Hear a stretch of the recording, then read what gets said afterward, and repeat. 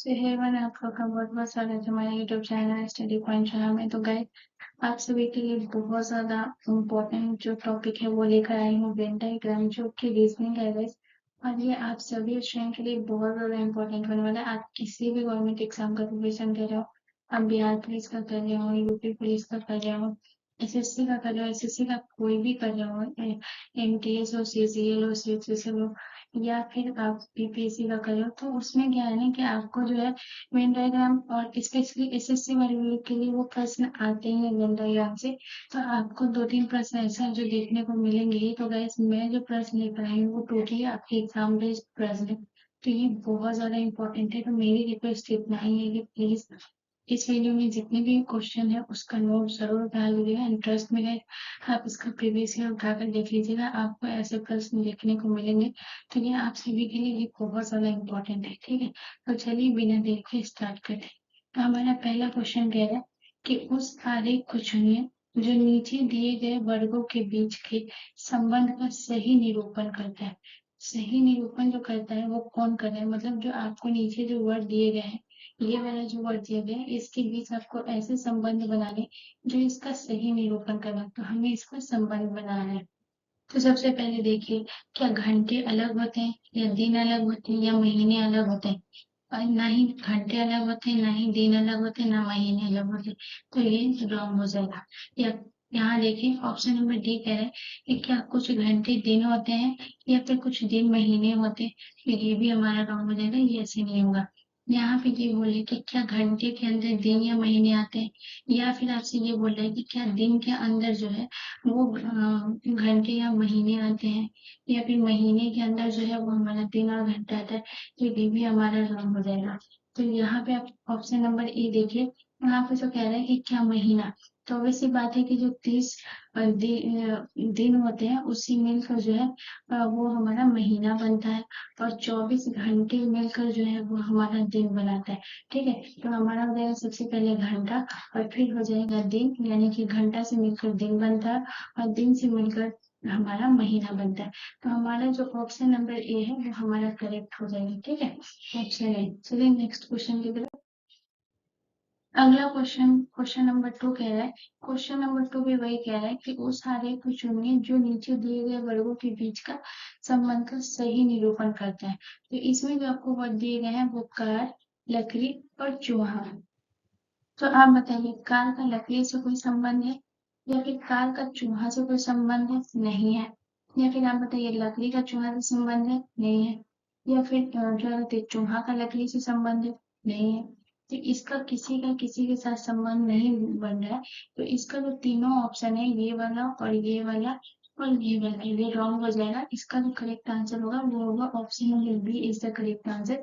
क्योंकि देखिए, कार अलग है, लकड़ी अलग है, और चूहा अलग है। तो इसका जो संबंध बनेगा वो अलग अलग बनेगा, इसलिए हमारा correct answer option number B हो जाएगा। ठीक है, इसमें संबंध बनाना होता है, किस तरीके से आप संबंध बनाते हैं, कौन कैसे संबंध बनाता है और कौन नहीं बनाता, इस तरीके से आपको वेन डायग्राम सेट करना पड़ता है। ठीक है, तो जैसे कि कार अलग हो गया, लकड़ी अलग हो गया, चूहा, इस तीनों का कोई संबंध नहीं। इतना तो सोच ही सकते हैं आप लोग कि इस तीनों का कोई संबंध नहीं। तो हमारा correct answer option number B हो जाएगा। चलिए नेक्स्ट क्वेश्चन की तरफ। अगला क्वेश्चन हमारा क्वेश्चन नंबर 3 है, और इसमें भी वही कह रहा है कि वो सारे को चुनिए जो दिए गए वर्गों के बीच का सही संबंध का, ठीक है, यहाँ को देखिए, संबंध का सही निरूपण करता है। तो आपको जो नीचे दिया गया वर्ड है वो है पुरुष, पिता और एडवोकेट। तो बताइए, यहाँ पे जो वेन डायग्राम दिया हुआ है इसमें ना हर थोड़ा थोड़ा जो मिला हुआ है, ठीक है, तो ये यहाँ पे ये मिला हुआ है, ये बीच वाला इससे मिला हुआ है, और ये इससे मिला हुआ है। ठीक है, तो बताइए, कुछ पुरुष पिता होते हैं और कुछ पिता एडवोकेट होते हैं, ऐसा तो नहीं होता ना, तो ये रॉन्ग हो जाएगा।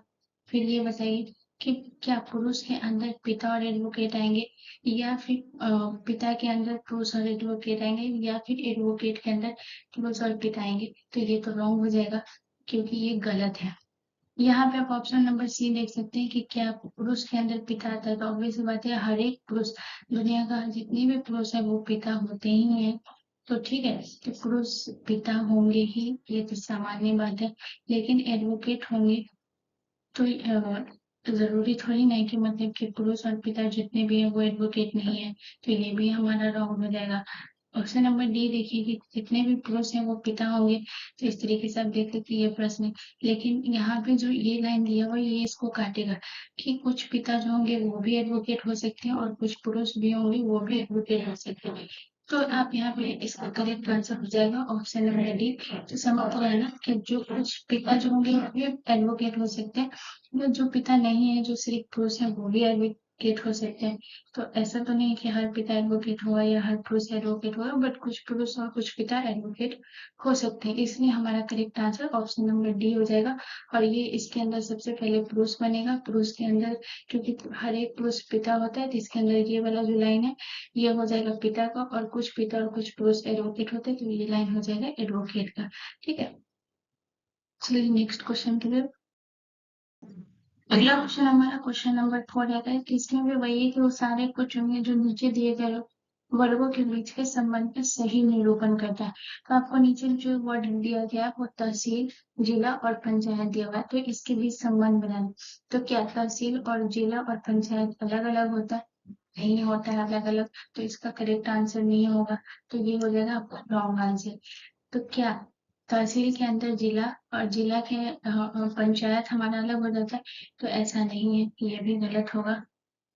तो फिर यहाँ पे आप देख सकते हैं कि सबसे पहले हमारा होता है जिला, फिर जिला के अंदर आता है तहसील, और तहसील के अंदर ही हमारा जो गांव आता है। जो जिला के अंदर जो गांव आता है उस गांव में आप सब देखते होंगे जितने भी गांव वाले लोग होंगे उसके अंदर आता है पंचायत। तो जो कि ये हमारा जो है वो करेक्ट आंसर हो जाएगा। तो ऑप्शन नंबर सी जो है वो हमारा करेक्ट आंसर हो जाएगा, और ये भी हमारा ऑप्शन डी जो है वो रॉन्ग हो जाएगा। तो हमारा करेक्ट आंसर ऑप्शन सी होगा, और ये बहुत ज्यादा इंपॉर्टेंट प्रश्न है, मोस्ट इम्पोर्टेंट प्रश्न है, इसे ध्यान रखिएगा। ठीक, चलिए नेक्स्ट क्वेश्चन की तरफ। अगला क्वेश्चन हमारा क्वेश्चन नंबर 5 है, और क्वेश्चन नंबर 5 भी वही कह रहा है कि उस आरेख को चुनिए जो नीचे दिए गए वर्गों के बीच के संबंध का सही निरूपण करता है। तो हमें संबंध का सही निरूपण करना है। तो सबसे पहले दिया हुआ है मणिपुर, फिर इम्फाल और फिर आंध्र प्रदेश। तो इसका संबंध हमें कैसे बनाना है?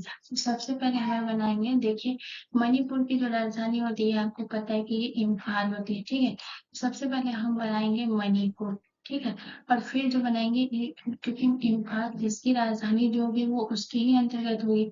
या फिर एग्जाम्पल आप जैसे बिहार का ले लीजिए, तो बिहार की राजधानी पटना है, तो पटना क्या बिहार से अलग नहीं, वो पटना में ही है। लखनऊ की राजधानी ले लीजिए, तो मणिपुर की भी राजधानी वैसी है कि मणिपुर की अगर राजधानी अगर इम्फाल है तो वो कहाँ होगी? मणिपुर के अंदर ही होगी। तो ये हो जाएगा हमारा इम्फाल। ठीक है, तो ये हमारा हो गया मणिपुर, और ये हमारा हो गया इम्फाल, क्योंकि मणिपुर के अंदर इसकी राजधानी इम्फाल हो गया। ठीक है, तो वेन डायग्राम तो ऐसे बना, लेकिन जो आंध्र प्रदेश है वो क्या इम्फाल से रिलेट करेगा, या फिर आंध्र प्रदेश जो है वो मणिपुर से रिलेट करेगा? तो ये नहीं करेगा। तो आंध्र प्रदेश एक अलग स्टेट हो गया। तो ये आपका वेन डायग्राम इस तरीके से बनेगा। तो आप देख सकते हैं ऑप्शन में कि आपको ऐसा वेन डायग्राम कहाँ दिख रहा है, तो ये हमारा ऑप्शन ए में दिख रहा है। इसका करेक्ट आंसर हो जाएगा option number A is the correct answer. Option A, ये हमारा मणिपुर, और ये सेकेंड वाला इसके अंदर जो इम्फाल, और हमारा जो अलग से है वो हमारा आंध्र प्रदेश। तो ऑप्शन ए जो है वो हमारा करेक्ट हो जाएगा। चलिए नेक्स्ट क्वेश्चन की तरफ। अगला क्वेश्चन हमारा क्वेश्चन नंबर 6 है, और क्वेश्चन नंबर 6 भी आपसे यही कह रहा है कि उस आरेख को चुनिए जो नीचे दिए गए वर्गों के बीच के संबंध का सही निरूपण करता है। ठीक है, तो इसमें भी आपके संबंध को जो है जो नीचे वर्ग दिया गया हुआ है जिससे और में सही संबंध बनाना है। तो आप ये बताइए कि जो हर स्त्री होती है दुनिया में जितनी भी होती है वो माँ होती है। सबसे पहले स्त्री के अंदर जो है हम माँ बनाएंगे, तो ये हमारा माँ हो गया। क्या हर बच्चे माँ हो सकते हैं? नहीं हो सकते। अब क्या हर बच्चे जो है वो स्त्री हो सकते हैं? नहीं, कुछ बच्चे स्त्री हो सकते हैं और कुछ बच्चे पुरुष में होंगे। तो हर बच्चे स्त्री और पुरुष नहीं होंगे, तो इसका भी करेक्ट आंसर जो है वो ऐसे बनेगा। इसका जो वेन डायग्राम है वो इस तरीके से बनेगा कि स्त्री के अंदर जो हर स्त्री जो होती है वो माँ बनती है। ठीक है, तो ये जो है पहला वेन डायग्राम, और जो माँ है ये स्त्री के अंदर आएगा, तो ये हमारा हो गया मदर। ठीक है, और ये हो गया स्त्री, और ये जो है हमारा छोटा वाला ये हमारा हो जाएगा बच्चे। जो भी कुछ बच्चे जो होते हैं वो पुरुष भी होते हैं, और कुछ बच्चे जो होते हैं वो स्त्री भी होते हैं, यानी मेल एंड फीमेल होते हैं। तो बच्चा हमारा अलग होगा। तो आप इस तरीके का डायग्राम ऑप्शन में देख सकते हैं। ऑप्शन ए ये भी रॉन्ग है, ऑप्शन बी ये भी रॉन्ग है। तो ऑप्शन सी जो है वो हमारा करेक्ट आंसर होगा। इसमें आप देख सकते हैं कि ये जो है हमारा जो पहला वाला है वो हमारा स्त्री है, सेकंड वाला जो है वो हमारा माँ है, एंड थर्ड वाला जो है वो हमारा बच्चा है। ये जो है ये सही रिलेट करे। ठीक है, तो इसका करेक्ट आंसर हो जाएगा ऑप्शन नंबर सी। ठीक है, चलिए नेक्स्ट क्वेश्चन की तरफ। अगला क्वेश्चन है क्वेश्चन नंबर 7 है गाइस। क्वेश्चन नंबर 7 भी वही कह रहा है कि उस आर्य को चुने जो नीचे दिए गए वर्गों के बीच के संबंध का सही निरूपण करता है। यानी कि आपको इस संबंध जो है उसको सही निरूपण करता है। तो आपका जो नीचे वर्ड दिया गया होगा वो पति पत्नी और परिवार दिया गया होगा। तो इसके बीच हमें संबंध बनाना। तो सबसे पहले अगर हमें घर में देखें तो एक घर में होता है हमारा एक परिवार होता है। तो सबसे पहले हमारा डायग्राम ये बन गया परिवार का। फिर क्या होता है कि परिवार के अंतर्गत जो है क्या पति और पत्नी जो आते हैं वो कुछ पति पत्नी होती है, कुछ पत्नी पति तो नहीं हो सकते ना। तो पत्नी अलग होते हैं और पति अलग होते हैं, लेकिन दोनों जो है पति पत्नी है। या फिर अगर पति की जगह पे बच्चे भी होते तो वो दोनों अलग होते हैं, लेकिन उसका जो परिवार है वो परिवार के अंतर्गत ही आएंगे, यानी कि परिवार के अंदर ही आएंगे। तो ये हो गया परिवार और ये हो गए हमारे पति और ये हो गई पत्नी। ठीक है, तो वेन डायग्राम जो बनेगा वो इस तरीके से बनेगा। ये हो गया परिवार, ये होगा हस्बैंड एंड ये हो गया वाइफ, क्योंकि हस्बैंड और वाइफ दोनों अलग अलग होते हैं पर परिवार के अंदर ही आते हैं। तो इस तरीके का वेन डायग्राम देख सकते हो। तो ये है ऑप्शन बी में है। ऑप्शन बी जो है वो हमारा करेक्ट आंसर हो जाएगा। अगर हम ऑप्शन डी की बात करें तो बहुत लोग इसमें कंफ्यूज हो जाएंगे। तो मैं यही बात अभी समझा रही थी। ऑप्शन डी को गाइस आप लोग गौर से देखिए। जो ऑप्शन डी में है वो क्या बोल रहे हैं कि ये तो परिवार दर्शा ही रहा है, ठीक है, कि ये हमारा परिवार है। लेकिन इसमें क्या है ना कि पति और पत्नी को जो है वो एक साथ इसमें मिला दिया है कि कुछ पति पत्नी होते हैं और कुछ पत्नी पति होते हैं। ऐसा तो नहीं होता ना। तो ये इसमें क्या है कि परिवार है और इसमें अलग से एक पति है और यहाँ पे जो अलग पत्नी दिया हुआ है। तो ये जो है ये हमारा करेक्ट होगा। तो अब इसमें कंफ्यूज नहीं होइएगा गाइस, ठीक है। चलिए नेक्स्ट क्वेश्चन की तरफ। अगर ऑप्शन ए को भी एक तरफ देख लेते हैं तो ये हो गया हमारा पति और ये हो गया पत्नी। और लोग इसको परिवार समझ के इसमें भी गलत कर देते हैं। तो गलत आंसर है गाइस, क्योंकि परिवार के अंदर ही जितना भी है पति पत्नी दादा दादी जितने भी है वो सब परिवार के अंतर्गत ही आते हैं। बट दादा दादी हस्बैंड वाइफ सब अलग होते हैं, ये ध्यान रखिएगा। चलिए नेक्स्ट क्वेश्चन की तरफ। अगला क्वेश्चन हमारा क्वेश्चन नंबर 8 है। तो क्वेश्चन नंबर 8 भी वही करे कि वो सारे पूछ चुके हैं जो वर्गों के बीच के सही संबंध को निरूपण करता है। ठीक है, तो आपका जो नीचे वर्ड दिया गया वो आयत दिया हुआ और वृत्त दिया हुआ और त्रिभुज दिया हुआ। तो सबसे पहले आयत का डायग्राम बनाते हैं। तो ये है जो है वो हमारा होगा आयत, ठीक है। और ये है जो हमारा वृत्त है, गोलाकार जो होता है वो हमारा वृत्त होता है और ट्रायंगल जो है वो हमारा अलग होता है। तो क्या बताइए, आयत के अंदर वृत्त आ सकता है या वृत्त के अंदर त्रिभुज आ सकता है? इसका कोई संबंध बनेगा? नहीं बनेगा। क्या वृत्त के अंदर त्रिभुज आएगा? नहीं आएगा, क्योंकि आयत, अब डायग्राम देखिएगा, इसके आयत का अलग डायग्राम है, वृत्त का अलग है और ट्रायंगल का अलग है। ये तीनों का कोई मैच ही नहीं है। तो ये तीनों जो है वो अलग अलग हो जाएंगे। तो इसका जो करेक्ट आंसर हो जाएगा अगर वो हो जाएगा option number A is the correct answer, क्योंकि ये हमारा हो गया आयत, ये हमारा हो गया वृत्त और ये हमारा हो गया ट्रायंगल, क्योंकि ये तीनों का कोई मैच नहीं है। अब किसी भी तरीके से इस फिगर को रिलेट करेंगे तो ये नहीं रिलेट होगा। तो इसका कोई मैच ही नहीं है, इसलिए ऑप्शन ए जो है वो हमारा करेक्ट आंसर हो जाएगा। ठीक है, चलिए नेक्स्ट क्वेश्चन की तरफ। अगला क्वेश्चन हमारा क्वेश्चन नंबर 9 है गाइस। और क्वेश्चन नंबर 9 कह रहा है कि ये भी वही कह रहा है कि वो सारे चुनिए जो दिए गए वर्गों के बीच के संबंध का सही निरूपण करता है। ठीक है, तो आपका जो नीचे दिया गया वर्ड है वो है फर्नीचर टेबल और लैट्रिन, और इसके बीच हमें संबंध बनाना है। तो क्या फर्नीचर के अंदर टेबल आते हैं? ऑफकोर्स आते हैं, क्योंकि फर्नीचर से ही तो टेबल, जो फर्नीचर होता है वही तो हमारा टेबल बनता है। तो फर्नीचर के अंदर टेबल आएंगे। लेकिन क्या टेबल के अंदर लैट्रिन आते हैं? नहीं आते। टेबल पर लैट्रिन आप रख सकते हैं बट टेबल के अंदर लैट्रिन नहीं आते हैं। तो ये इस तरीके से डायग्राम आप कैसे बनाएंगे?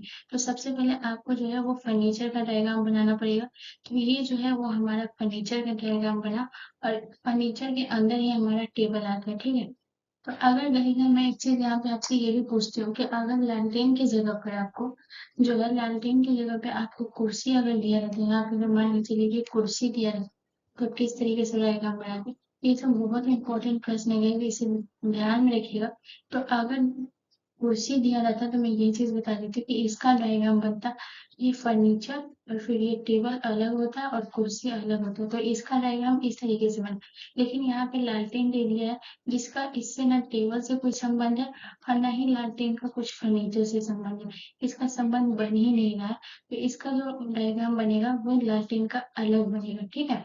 तो इसका जो करेक्ट आंसर हो जाएगा गाइस, वो हो जाएगा, आप देख सकते हैं इसमें क्या ऑप्शन है, में इसमें भी नहीं है ऑप्शन बी। ऑप्शन बी जो है वो हमारा करेक्ट आंसर हो जाएगा, यानी कि सबसे पहले हमारा फर्नीचर, फिर फर्नीचर के अंदर हमारा टेबल, और टेबल के अंदर जो है वो बाहर जो है हमारा लालटेन, क्योंकि लालटेन का ना टेबल से संबंध है और ना ही फर्नीचर से। बाकी ये ऑप्शन सी और ऑप्शन डी दोनों रॉन्ग है, हमारा ऑप्शन डी जो है वो करेक्ट हो जाएगा। ये जो डायग्राम है ये बिल्कुल करेक्ट है, ठीक है। चलिए नेक्स्ट क्वेश्चन की, चलिए अगला क्वेश्चन हमारा क्वेश्चन नंबर 10 है गाइस, और ये हमारा आखिरी प्रश्न है। बस इतना ही बोलूंगी गाइस कि प्लीज मेरे चैनल को जरूर सब्सक्राइब कर लीजिएगा अगर आपको वीडियो पसंद आया तो, एंड बेल आइकन पे क्लिक करना ना भूलें। And please guys, please please मेरे चैनल को सब्सक्राइब जरूर कर लीजिएगा, एंड कमेंट बॉक्स में बताना ना भूलिएगा कि मैं अगला कौन सा टॉपिक पे आपके लिए वीडियो लेकर आऊँ। अगर आपको पसंद आया तो प्लीज मुझे अप्रिशिएट जरूर करिएगा, एंड सब्सक्राइब करना ना भूलिएगा।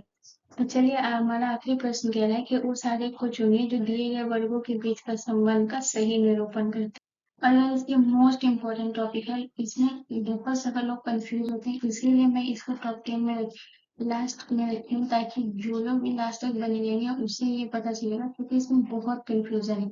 आपको ये नॉर्मल सा प्रश्न लग रहा होगा बट इसलिए बहुत कंफ्यूज है। तो बताती हूँ कैसे। सबसे पहले आपको दिया गया है सब गाजर, पपीता और सब्जी। तो बताइए कि क्या सब्जी का संबंध पपीता से है, क्या सब्जी का संबंध गाजर से है, या फिर पपीता का संबंध गाजर से है, या पपीता का संबंध सब्जी से है, या फिर गाजर का संबंध पपीता से है या सब्जी से है। तो हम सबसे पहले देखेंगे कि पपीता का संबंध जो है मुझे लगता है कि नहीं गाजर से है और नहीं सब्जी से। तो सबसे पहले हमें यहाँ पे सब्जी बनाएंगे, ठीक है। ये हमारा वेन डायग्राम बना सब्जी का, ठीक है। उसके बाद हम बनाएंगे जो पपीता और जो गाजर की मैं बात करूँ, तो गाजर जो है वो हमारा फ्रूट नहीं है। बहुत लोगों को लगता है कि गाजर हमारा फ्रूट है और इसमें ही लोग गलती करते हैं। तो गाजर जो है वो हमारा वेजिटेबल है, तो ये सब्जी के अंदर जो है वो हमारा गाजर बनेगा, ठीक है। ये गाजर बन गया, और जो पपीता है वो हमारा फ्रूट है। तो जो फ्रूट है तो वो ऑब्वियस सी बात है कि ना सब्जी से संबंध नहीं होगा और ना ही उसका गाजर से कोई संबंध होगा, तो ये हमारा अलग बनेगा। तो जो ये बन जाएगा हमें, तो इसका जो करेक्ट आंसर होगा, आप देखिए ऑप्शन ए में ये नहीं है तो ये रॉन्ग हो जाएगा, ऑप्शन बी भी नहीं है तो ये रॉन्ग हो जाएगा, ऑप्शन सी भी नहीं है, क्योंकि ऑप्शन सी आपसे ये कह रहा है कि क्या कुछ गाजर पपीता है और कुछ पपीता कुछ सब्जी है, तो ये भी नहीं होगा। लेकिन हाँ यहाँ पे तो दिखा रहा है ना कि सब्जी, और ये सबसे बड़ा सब्जी है, फिर सब्जी के अंदर हमारा आ रहा है गाजर यानी कैरट, और जो पपीता है वो हमारा अलग हो जाएगा क्योंकि पपीता हमारा फ्रूट है। तो ये इस तरीके से ये हमारा correct answer option number D हो जाएगा। सो होपफुली गाइस मैं जितना कोशिश हुआ है कि जितना इजी तरीके से आपको समझा सकूं, मैं उतना इजी तरीके से चीजों को समझाई हूँ। तो प्लीज बस आपसे इतना ही है कि प्लीज चैनल को जरूर सब्सक्राइब कर लें एंड बेल आइकन पे क्लिक करना ना भूलें। एंड प्लीज कमेंट बॉक्स में जरूर बताइएगा आप सभी कि कैसा लगा आपको वीडियो। तो प्लीज मुझे कमेंट करना भी ना भूलें। चलिए मिलते हैं नेक्स्ट वीडियो में, धन्यवाद।